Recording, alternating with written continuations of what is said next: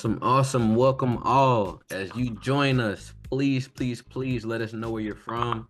We definitely want to see that chat being active. So again, I see you, Miss Hannah. I see you, Chris, Mr. Lee.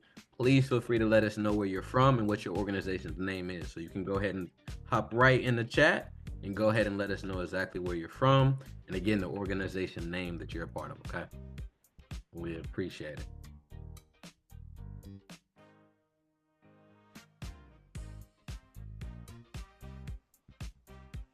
So Chris, Mr. Lee, I know we have Miss Hannah as well too. Please let us know again the organization. So Hannah, I see you're with Campfire Nation, I believe it is. Okay, okay. Let me see. Good morning, San Francisco Beacon Initiative. Thank you for being here. Awesome. Kansas City. Okay, go Chiefs. Go Chiefs. How are those playoffs looking for you and your team, Hannah?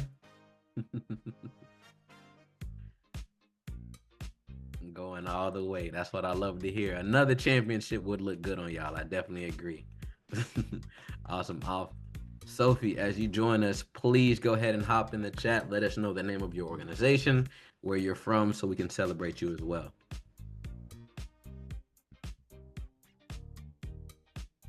Awesome, awesome. Oh, is it snowing out there currently, Miss Hannah? Not currently. A foot of snow.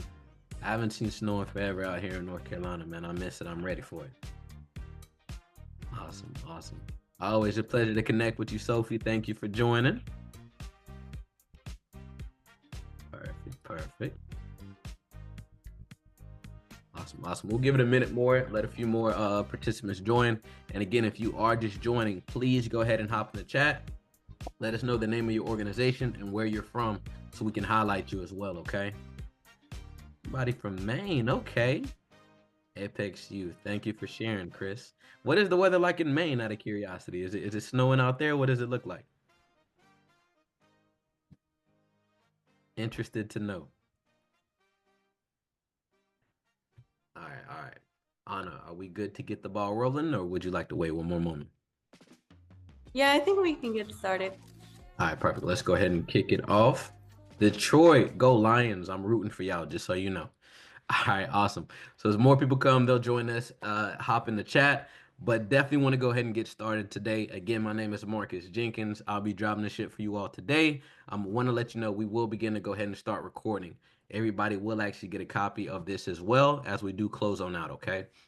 But again, want to welcome you all again here to After School HQ. But today we have a phenomenal guest who will be sharing some great insight with us. But just to give you some quick insight, again, for those who are not familiar with After School HQ, we are a web-based CRM company based out of Indiana, and our goal is to help streamline processes for youth-based organizations in three different forms. So one, helping you engage students and parents; two, providing a centralized tool for your team; and also make it easy to report on data and impact. But oftentimes we do bring phenomenal guests like we have today, Miss AJ, to share some additional resources for you all. So again, I'll give Miss AJ a quick introduction. We'll kick it over to her and she'll educate us all from here. But again, want to let you know Miss AJ is actually a workforce development program manager with the San Francisco Beacon Initiative. Her work is dedicated to creating partnerships and pathways that lead to a dynamic and sustainable expanded learning workforce. She is incredibly passionate about supporting the staff of such a vital field, advocating for job quality, and putting mission driven focus into play. In her many years as a youth development practitioner and now workforce development professional, she has shared her work with several regional and national panels. Her work has also been recognized by the National After School Alliance, shout out to Miss Sophie, as a next generation of after school leaders honoree and the California School Age Consorti- Consortium through their Leadership Development Initiative for Emerging Leaders of Color. So without further ado, Miss AJ, the floor is yours. Thank you for joining us. Thank you so much for that introduction, Marcus. I'm so excited to be here with everyone today and just want to thank After School HQ's team for the opportunity and for all the support today and through the planning process. So again, my name is AJ Ferhoyana and welcome to How to Build a Strong Peer Learning Community. And if we could get the slide deck up, that would be great. Thank you so much. And we're going to go into our flow of the day. And we can go right to the next slide. Thank you so much. So this is going to be how we're going to spend our time together. I'm going to start off with some introductions, and I'd like to talk about my organization, the San Francisco Beacon Initiative. We'll get into what a PLC or peer learning community is. I'll talk about the why it works for us, and the how to implement it yourselves. We'll also dive into values and guiding principles. We'll talk about some PLC frameworks that have been really successful for us in our network, and then we'll close. I did want to say that there's going to be plenty of opportunity today to engage with our group in the chat, and there's also going to be time for Q&A at the end. Next slide, please. In terms of objectives, today you all will understand the benefits of building a peer learning community. You'll receive a 6-step process for building a PLC, and you'll also receive tested tools and resources to facilitate a great PLC. Next slide. So just a little bit about me. I think Marcus pretty much said it all, but I'm a workforce development program manager with the San Francisco Beacon Initiative.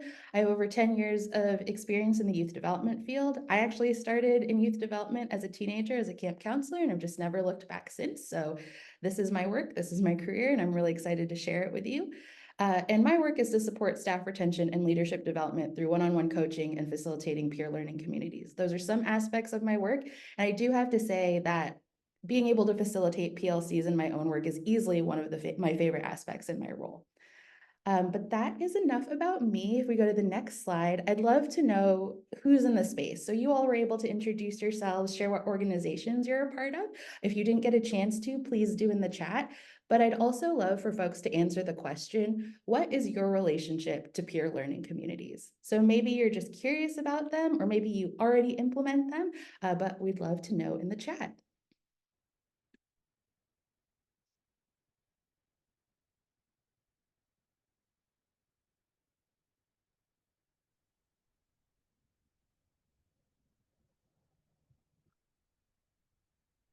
Yeah, so please feel free to throw your answer in the chat. We'll make sure we highlight it. Thank you. Thank you. Awesome. Implemented them and participated in them. Thank you so much. Anyone else have a relationship to peer learning communities? I think your relationship can also just be that you're curious about them, and it means you're in the right spot today.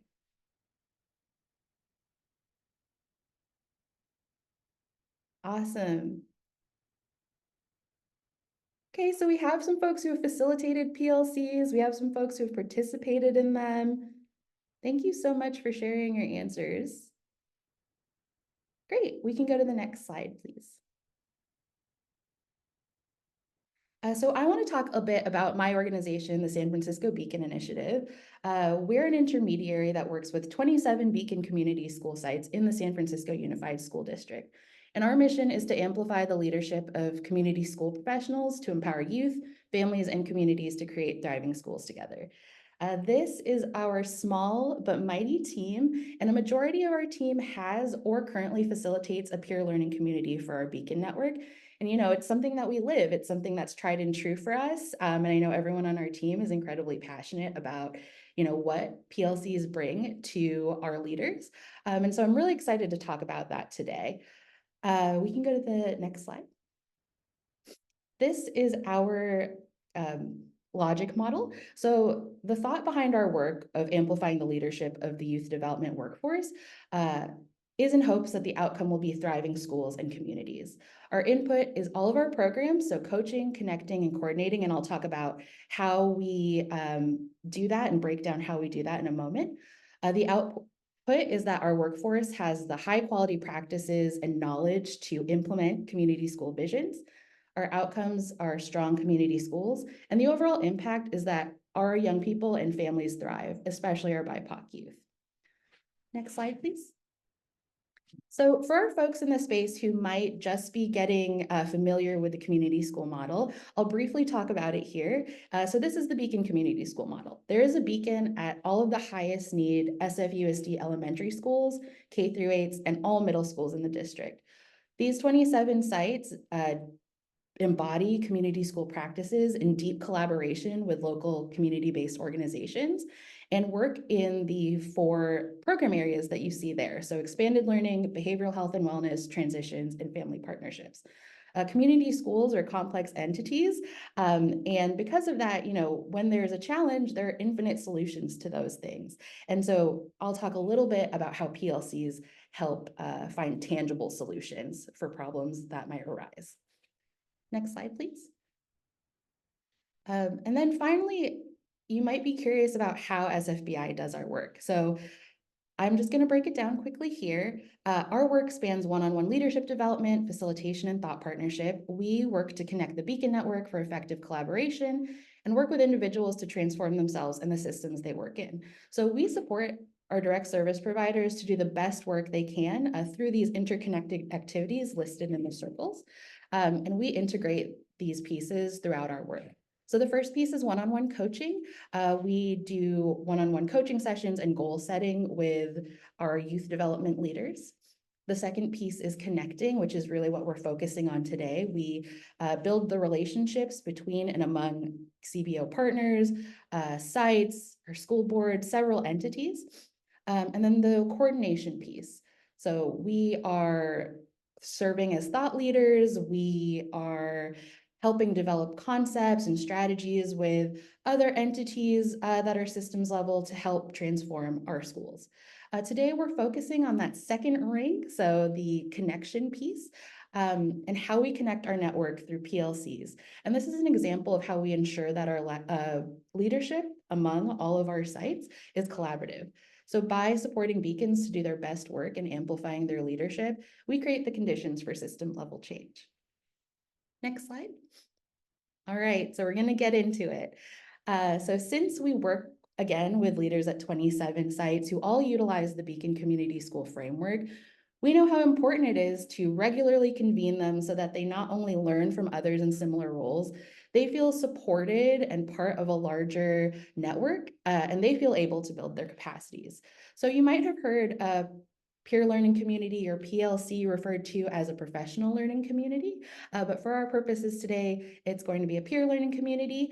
And that's a group of professionals who meet regularly. They share expertise with one another. They work collaboratively to improve their own skills. And ultimately, that work supports the outcomes for the youth and families that they serve. Next slide. So getting into the why. So this is what our organization at SFBI has found to be the value of PLCs for our network. The first piece is emotional support. A lot of times a leader at a site might be the only person with that title at their site. So for example, for our beacon directors, they might be the only beacon director at their site. And so PLCs help leaders in similar roles feel less alone. They're connected to other leaders who lift them up and support them, and that results in a nurturing community. Again, that piece around feeling like you are a part of something larger than yourself. The second piece is problem solving, and I touched on this a little bit earlier, but community schools and really a lot of different facets of the youth development field are complex. There are a lot of folks with different possible tried solutions, and PLCs offer people with fresh perspectives and applicable solutions. So that comes through things like best practice shares, professional development opportunities possibly that you can infuse in your PLC. There are a lot of ways to offer different perspectives and ways to think through different solutions that work for everybody. The third piece is eliminating silos. I'm sure the folks in this space are familiar with it. Sometimes you are at your site or at your CBO and you feel kind of like you're on an island. But one of the purposes of a PLC is to connect you to a larger system and mission of improving schools or improving the field for all. And then finally, a PLC is also a professional development strategy. There are many populations or folks you could create a PLC for. So by facilitating a PLC, you're supporting professionals at all levels and amplifying their leadership skills and their network of support. Next slide, please. Okay, so let's take a pause here. And in the chat, I did see that some folks do facilitate PLCs. Some folks have participated in them. So in the chat, answer the question, why do or why would PLCs work for you and your work?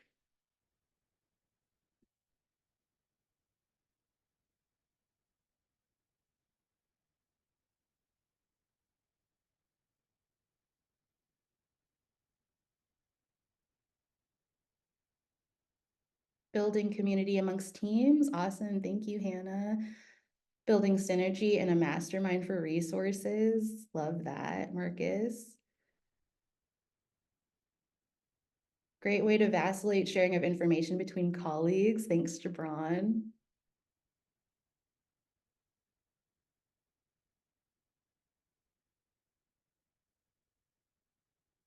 Best practices between sites, 100%.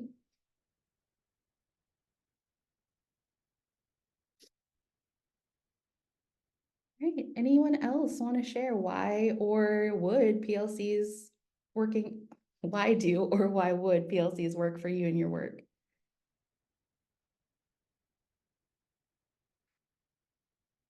All right, well, I will say if you are not sure yet, that's totally fine. Hopefully by the end of our webinar today, you'll have some key takeaways to either facilitate or think about PLCs in a different way. Chris says, helps share ideas between organizations and company, brainstorm ideas to grow. Awesome, thank you so much. All right, you can go to the next slide. Okay, so we talked about the what, we talked about the why, so I want to get into our how. So this is our 6-step process on how to build a strong PLC. The first piece, of course, is identify who you want to gather. In San Francisco, we gather a bunch of different groups, beacon directors, site coordinators, both beacon site coordinators and community school coordinators, family partnership staff. We gather youth, so our participants and our young people, their adult allies, and more. So really identify who needs a PLC in your network. Identifying the when and the where, so the cadence that works best for your different groups. It could be every other week, monthly, quarterly for different groups. We've also done a mix of in-person, hybrid, and virtual with a variety throughout the year. But I will say, and I'm sure, again, most of you know this, in-person really has been the way to go. It gives folks that face-to-face time that they might be missing out on. And then the third piece is to identify a framework. So we utilize several frameworks, the San Francisco Community School Framework, the Beacon Model, and the 5 Jobs of a Beacon Leader. I wanted to highlight the 5 Jobs of a Beacon Leader because I think this is a really interesting tool that we utilize. It is a framework that was created pretty much for and by the folks who participate in our PLCs. So I utilize this framework in the site coordinator PLC that I facilitate. SFBI identified the 5 jobs of a beacon leader and what they are. We received input on what those jobs look like on the ground from leadership staff at all levels. And I use this framework to inform the content of my PLC through things like best practices and PD opportunities. And I actually have a screenshot of it on the next slide. So we can go to the next slide, please. So utilizing this framework helps with a specific focus. The group can discuss what's going well around program design and program delivery. They can talk about challenges and ask for help. Best practices can be shared. And as the PLC facilitator, this really helps me because I can identify where this group might need more support and bring in different resources. So all that being said, finding a framework that works for you is going to be incredibly helpful for your own planning and facilitation. Next slide, please. Okay. Another reflection in chat. So if you were to facilitate a PLC for your own work, who would you gather? Just thinking about your own work, let's take a minute to pause and reflect. Who do you think might benefit the most from peer learning community?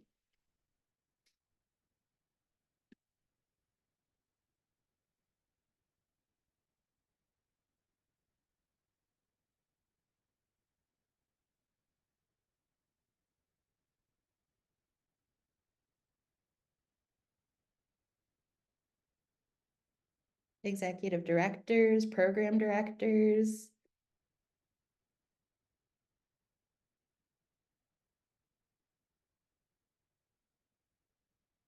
teachers.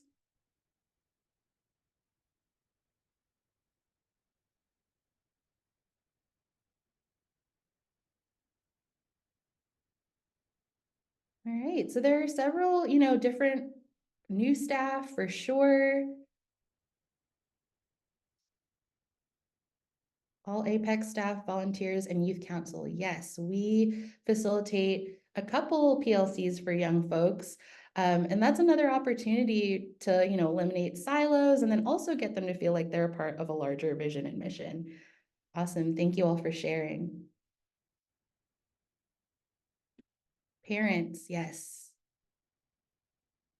Awesome. Thank you. We can go to the next slide, please. All right. So we have 3 more steps in our process here. Something that I've learned through facilitating PLCs is that community is so important. It's one of the foundational steps to having a successful peer learning community. And, to be honest, I'm at a point in my facilitation where the feedback I get is that they actually just want more time to be together. They want more time to share feedback with one another, more time to share best practices. And I credit that to a lot of intentional community building at the beginning of our time together. So I will say, in your facilitation of a peer learning community, if it is a little slower to pick up, it's okay because a lot of that beginning time can be spent building community. So for us, icebreakers and community builders that get deeper over time is a best practice that we have, as well as longer days and retreats a few times a year. Every year, we do a longer leadership summit for our beacon directors before the start of school. And it's an experience that gets incredibly positive feedback because, again, they're with folks in like roles. They get to share, pieces of their work that align.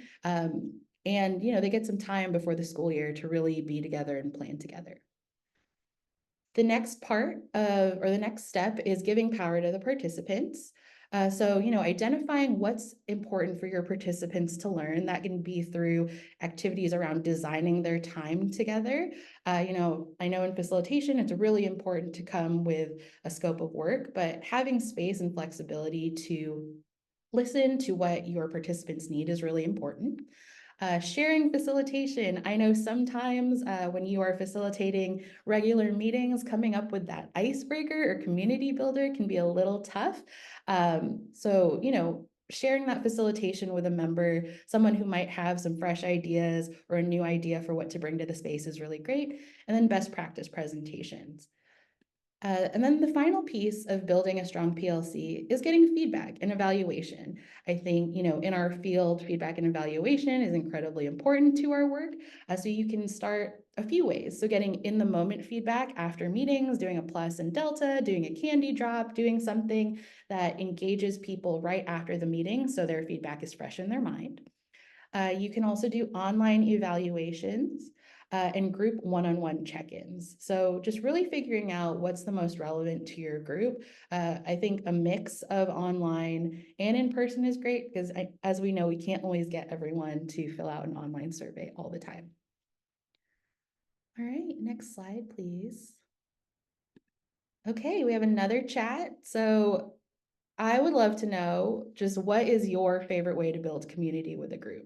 If you have an icebreaker you always use in your pocket, if you, take your team out or have team outings, I'd love to know. So please drop those ideas in the chat.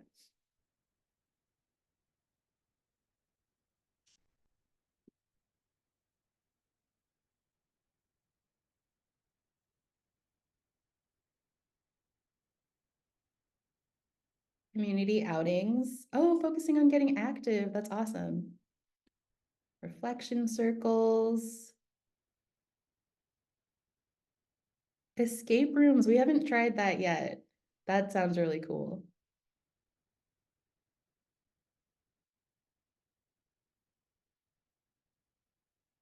Emotion check-ins at the beginning of meetings. Shared meals. I love that. Community events, field trips, ooh, community campfire. So if you all need a way to build a community with a group, we clearly have community building experts in the space today. So we might have to try that escape room piece on our team. All right, we can go to the next slide, please. Okay, so Another piece of building a strong PLC is understanding what your group's values are and what your own values are, and using them as a guide throughout your time together. So at SFBI, we believe that this leadership not only strengthens your facilitation, but it also deeply engages your participants and helps them feel like they can show up as their authentic selves. Leading with your values and values in general and bringing them into a PLC supports community building and alignment. It gives the group a foundation to return to. And if you pair it with a framework or protocol, it also helps drive the work. Also, when folks are on the same page and feel like they have the same values and align, it makes the space feel more comfortable. Sally in the chat, in terms of community building, put venting together, putting some boundaries on it, but it helps people feel good when they vent. Having values, building that community gives you a strong foundation so people are able to get to that point in your PLC. We can go to the next slide. So here are some of SFBI's guiding principles. So the first piece is to focus on relationships. Again, that community building piece is so key. It's important for everybody to feel like they can show up as their authentic selves in the space, and that comes with relationship building and time. The second piece is that joy is key. Youth development and schools and community schools often have so many changes and so many moving pieces. And sometimes, at least I know, I appreciate a space where I can sit, be in joy, laugh, feel connected to another person. So infusing joy into your peer learning community is really important. The third piece is that the expertise is in the room and our job is to amplify it. So, as the facilitator, it is my role to make sure that we have a good flow going and that we have, a goal in mind, but I don't have to be up there with all of the information all at once. The folks in your space are going to have the expertise, and it's our job to create the conditions where they feel like they can express that expertise. Just like I've been doing in the chat today, understanding what community builders you love, what your relationships to peer learning communities are. Those are ways to engage folks and make sure that they're sharing their experiences. The fourth piece is strength-based is always best, leaning into folks' strengths, amplifying and elevating their strengths, helping them understand, what inherent leadership qualities or skills that they have. The fifth piece is making time for celebration and appreciation. Just like the joy piece, there are a lot of things that might go on in the field that feel not so joyful, but when you create that time for people to recognize each other, appreciate each other, and even celebrate one another and celebrate what's going on, it'll make your PLC really strong. The sixth piece is the better that we know ourselves, the better leaders we are. So in terms of your peer learning community, again, utilizing frameworks or leadership activities to help your participants understand what kind of leader they are. But then for yourself as a facilitator, really taking time to dig into that feedback, that evaluation, so that you can understand yourself better to make your facilitation a little more easeful. Something that we're doing on our team is partnering with a teammate, and that teammate will, attend our meetings and give us feedback on our facilitation. So if that's something that your team has capacity for in any area, not just peer learning communities, but facilitation feedback in general, that can help you as well. And then finally, connecting to a framework and also being responsible for what's happening in the present. So as I mentioned, I lean heavily on the 5 jobs of a Beacon Leader framework. I think it's what's most relevant to my PLC and the folks who participate in it. And that's what informs my scope and sequence when I plan. However, some things come up and there definitely has to be pivots. I know everyone in the space has probably heard the phrase, building the plane as we fly it. It's a very popular youth development phrase.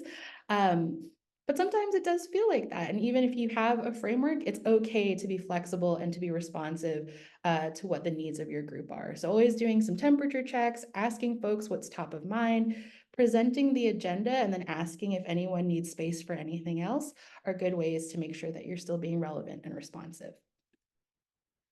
All right, next slide, please. Okay. So in the chat, I'm curious about what values guide your work. And if you were to facilitate a PLC or attend another PLC, what are some values that you would hope are apparent in the PLC?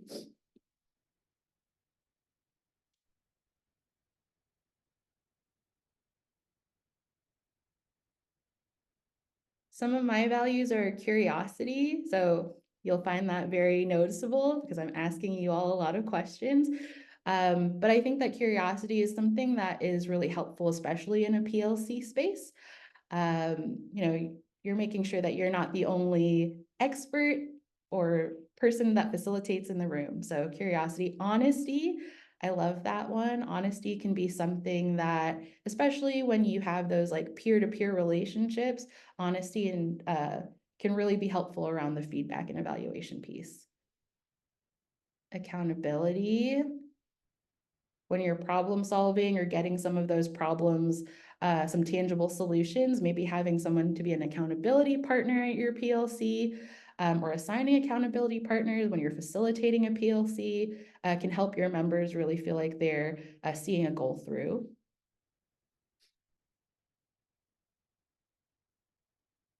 Trust, transparency, wanting to help youth grow as individuals.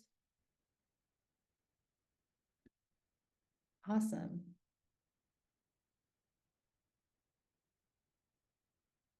Keeping it real, avoid bureaucratic answers and get to what's really happening. Yeah, so these are all values that like as facilitators or as participants, you can bring into your space. Again, getting everyone on the same page, understanding what folks' values are, and making sure that they're the foundation that you go back to during your time together is going to be really helpful. All right, next slide, please. So finally, this brings us to some activities that we've found really successful in our PLCs. And we can go to the next slide. So here are some of SFBI's tried and true favorites. True colors or any type of leadership strengths-based activity is a really great way to get participants to reflect and move forward. Can I just get like a quick hand raise or emoji? Has anyone done true colors in this group?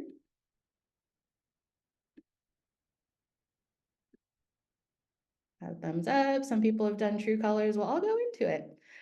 So true colors is where you take a self-assessment to learn your color, which is tied to your leadership style. You group up with other like colors after you take the quiz to learn more about your collaboration style, and then you share across colors to learn how to work together. So this activity is just a really fun way to get folks to reflect on some of their strengths, understand how they can utilize those strengths to collaborate in a group. And then you can also use it to, foundationally build your working relationship in your PLC together. We've also done like the Gallup Strengths Finder and other types of like leadership style activities, at least for me at the beginning of my PLC, to get folks thinking about how they lead. Okay, next slide, please. The next piece is program rounds. So we do Beacon program rounds. They're a shortened version of instructional rounds. One group goes to a site and the site host establishes a problem of practice. The site visitors observe and provide feedback around the problem of practice while also learning from that site. And again, this is a great way to leverage the expertise of your participants. And you'll see the steps here. So there's a welcome and introductions, rounds, background and purpose, the different roles, the problem of practice, observation guidelines, the observation, which is the big piece of this, and then sharing and reflection. All right, next slide, please. And then we have best practice rounds. So for best practice rounds, again, this gives space for peer learning, venting, and strengthening community. Your participants know that they have someone to lean on outside their site or their school for support.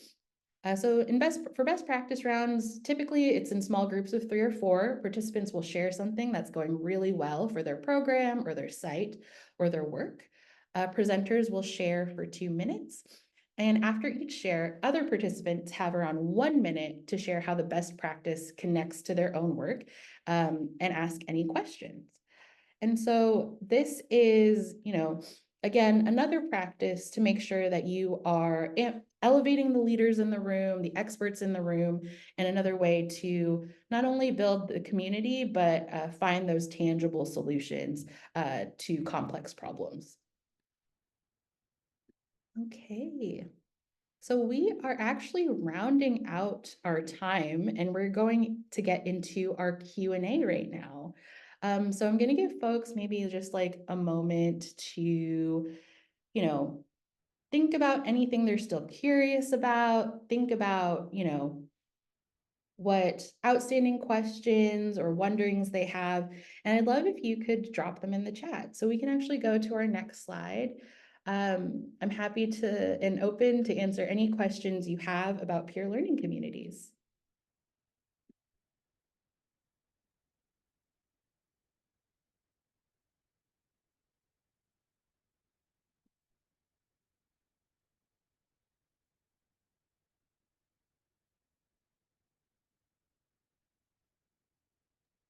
AJ, I can definitely help get it started. I'm just curious to know, like, what has been one of the most powerful, maybe experiences or a testimony that you could give in regard to how these peer support groups have really inspired and empowered an organization?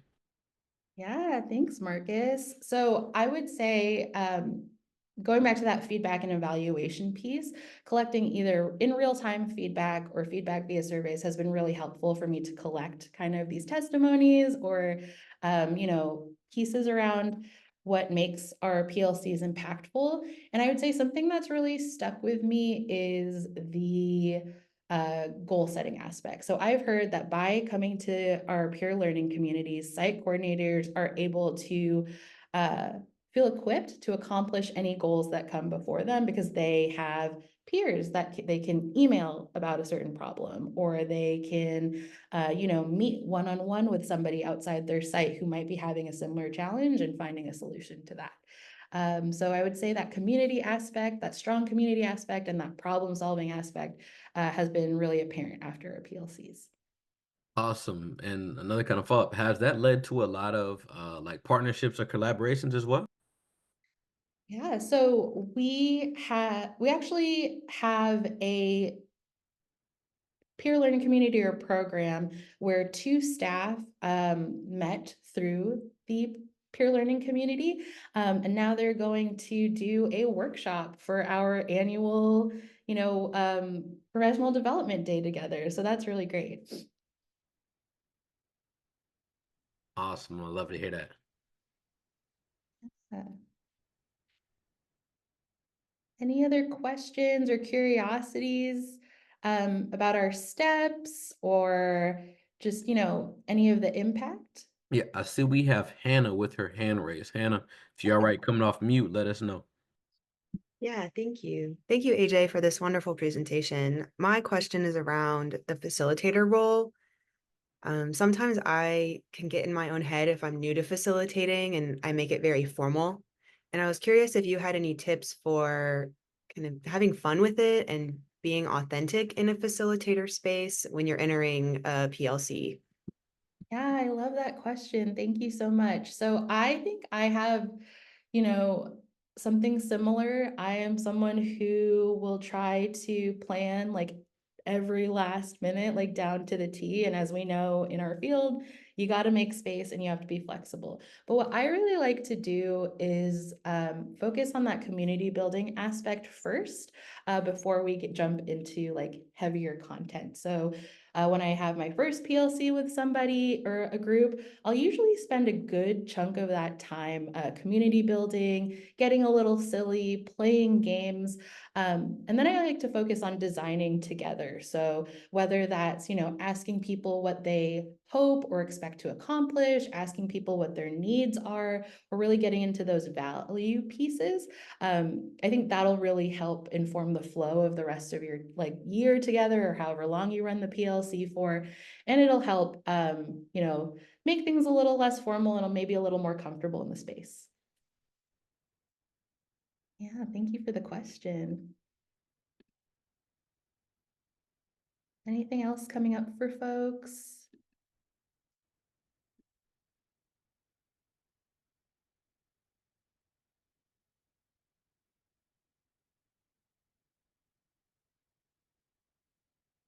Oh, Sally. Okay. Well, not hearing too many additional questions. I have one more question. Perfect. AJ, what's your favorite community builder that like gets people silly but also like connected? Yes, I have a couple. So the first community builder that I like, if we're getting into, the meeting space for the first time together, I love 1-2-3 Duck. That's a name game where you like split folks into teams. And they essentially have to remember each other's names. So one team will duck, but one person will keep standing, and they have to shout each other's names. And if one team doesn't get their name right, they go to the other team, and whoever has the bigger team at the end wins.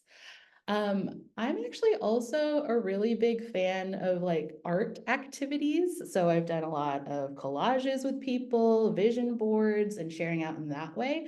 And I find that that's another opportunity to kind of get a little more comfortable in the space, get collaborative with people. And, cutting and gluing is very therapeutic. So those are pieces that I like to implement in my PLC.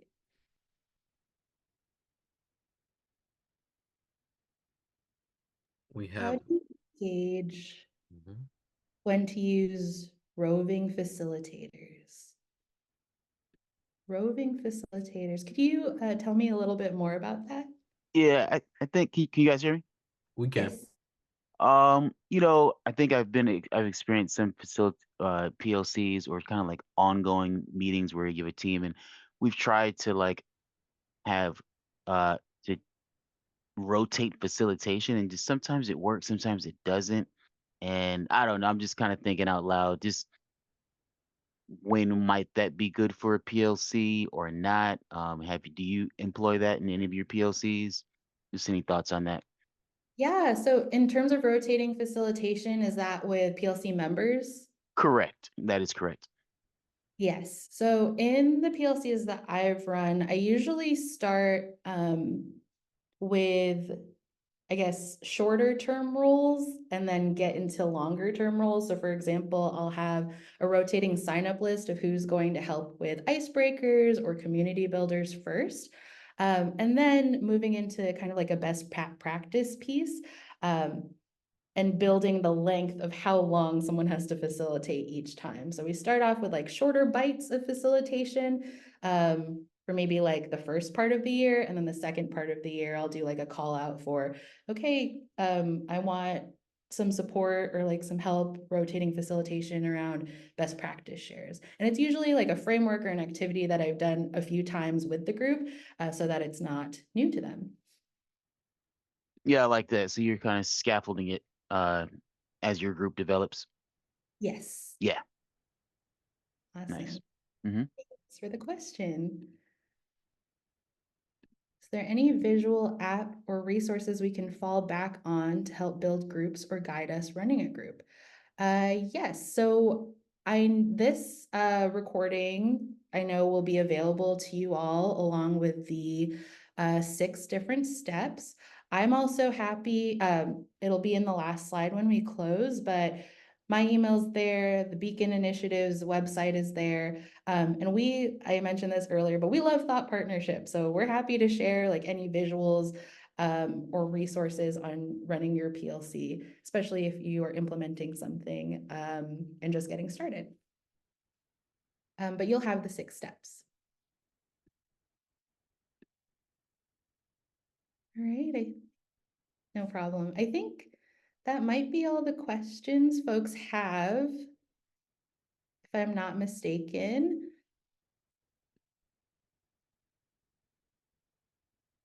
So I think, we can go to our closing slide. So just in terms of some key takeaways, a PLC is a professional development strategy that connects leaders, eliminates silos, and supports problem solving.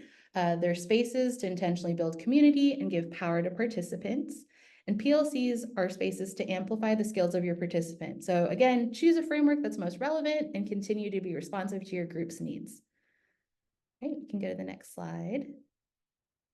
So yeah, so in close, again, my email address is here. The Beacon's SFBI's website and our social media handle is here. We love Thought Partnership. I love Thought Partnership. So please don't hesitate to reach out if you need support. Lucille, I see you in the chat. I will grab your email now, and I'm happy to connect with you as well as anyone else in the space today. And so just for our close in the chat, please share one thing you'll take away from today's webinar.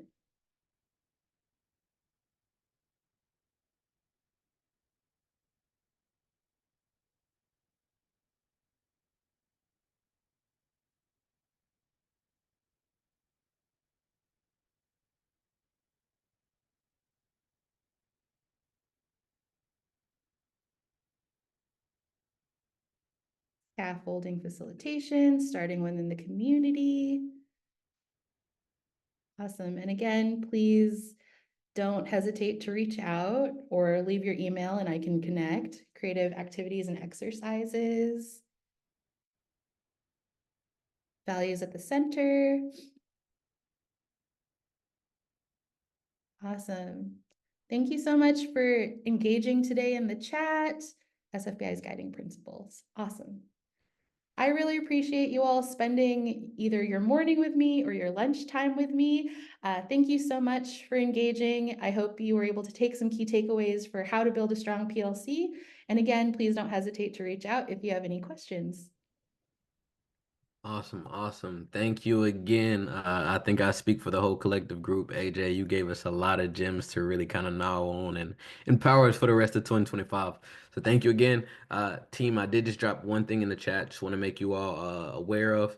We do have the ability here at AfterSchool HQ to help equip you with some tools to be able to track that data to make impact. Again, kind of going hand in hand with some of the tools AJ laid out for us, but to continue to scale those efforts. So please feel free to use the link, connect with our team. But again, as AJ stated, we will provide you a recap of the details in which he spoke on, as well as the webinar itself. So thank you sincerely for you all's time, and have a great rest of your 2025. Continue to make impact. Thank you all sincerely.